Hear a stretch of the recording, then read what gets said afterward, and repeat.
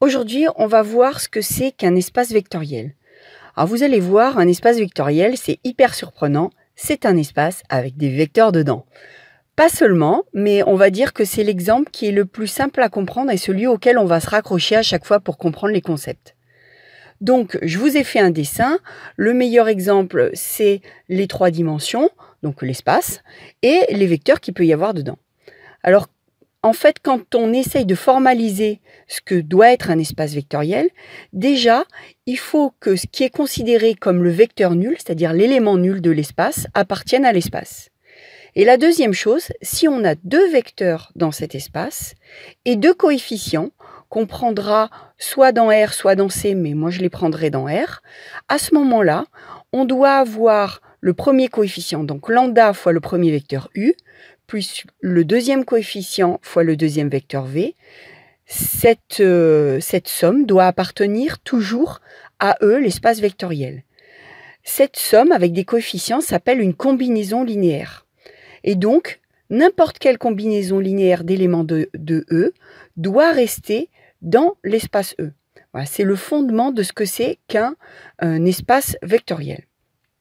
Alors, pour illustrer ça, on va voir 2 exemples. D'abord E, l'ensemble des couples XY, donc des vecteurs dans le plan, donc de R carré, tels que x vaut 0. Donc tous les éléments s'écrivent 0, n'importe quel Y. Donc on va vérifier le premier élément. Est-ce que le vecteur nul, c'est-à-dire le vecteur de coordonnées 0, 0, appartient à E? Oui. Donc ça veut dire que la première condition est vérifiée. Deuxième chose, si on prend 2 éléments, donc un premier vecteur de coordonnées x1, y1, et un deuxième vecteur de coordonnées x2, y2, et on va prendre 2 coefficients, lambda et mu, qui appartiennent à R carré. Alors, on écrit la combinaison linéaire, c'est-à-dire lambda fois x1, y1, plus mu fois x2, y2, ça vaut lambda fois 0, y1, puisque si le vecteur appartient à E, ça veut dire que sa coordonnée x vaut 0, plus mu fois 0, y2. Si on distribue les coefficients, ça donne 0 lambda y1 plus 0 mu y2, et ça donne 0 lambda y1 plus mu y2.